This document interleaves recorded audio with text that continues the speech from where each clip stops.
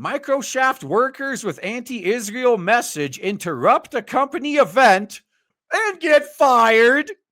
How long did these idiots think that the corpos were going to put up with their bullshit? Well, regardless of how long they thought, their days are time's up. So all of Microshaft has blood on its hands, a protester yelled, and then got fired. Microshaft reportedly fired an employee who disrupted the company's 50th anniversary celebration event to voice their opposition to its work supplying AI tech to Israel. Now, and let me just clarify once again, Israel owns the U.S. There's no way this tech isn't going to get to them at some point. While the two employees protested at the event, Microsoft spokesperson told Fox Business that one employee resigned and the other was let go. Yeah, they were both probably given the offer, quit or you're fired. Although if you're given that offer, as long as you're getting fired for something that won't fuck up your ability to get unemployment, fuck. You don't want to ruin that. Microshaft, or as Microshaft AI CEO Mustafa Suleiman spoke at the event, Ibtihal Abusad began shouting at him, accusing him of being a war profiteer. She demanded that Suleiman stop using AI for genocide. Mustafa, shame on you. You claim to care about using AI for good, but Microsoft sells AI weapons to the Israel military. Suleiman thanked Abusad for her protest and said, I hear you. That is a nice way to ignore someone, though. Your dissent has been noted. Your opinion has been heard and ignored. We're just going to leave out that last part. As security led her out of the room, Abusad said that all of Microsoft has blood on its hands and that the company is Minecrafting chillins. Do you realize that all of this shaming is so overused, no one gives a fuck anymore? Even if it was actually true? Microshaft allegedly told Abusad that her employment was being terminated over acts of misconduct. Well, yeah, this is how you fucking handle it.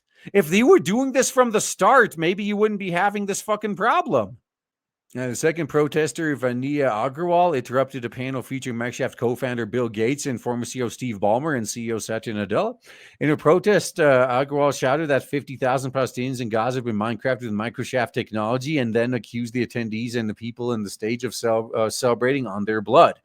Agrawal demanded the company cut ties with Israel, only to find out that it's a lot more profitable to associate with Israel than this random bitch.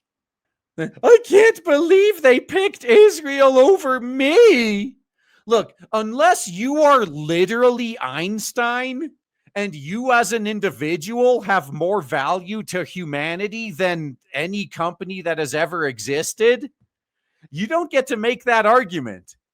A group, No Azure for Apartheid, seemed to claim responsibility for the protests and the post on its Instagram page. Oh, so are you guys gonna pay the bills of these idiots that got themselves fired for you?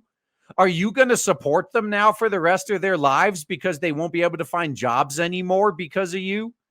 Probably not. And I still think it's funny either way. All right. So the group identified Abusad as a member and Agrawal as an organizer. No Azure for Apartheid wrote Monday Instagram that both Abusad and Agrawal have been officially fired. No Azure for Apartheid writes that on its Instagram page that that is a group of Microsoft workers demanding that Microsoft terminate all Azure contracts partnerships with Israeli military and government. Now Microsoft is going to try to track them all down so they could get rid of all of them. Microsoft has its Israel R&D center in Tel Aviv and has fired other employees associated with No Azure for Apartheid. In October of current year -1, Abdul Rahman Mohammed and Hossam Nasser. Are you guys noticing a pattern here? Were allegedly fired over an unauthorized vigil for Gaza at the company's headquarters. Microsoft allegedly said they had ended the employment of some individuals in accordance with internal policy, but did not give CNBC any other details. Yeah, they're probably already facing a lawsuit for it, so they're like, yeah, we're not going to dig our own grave like this.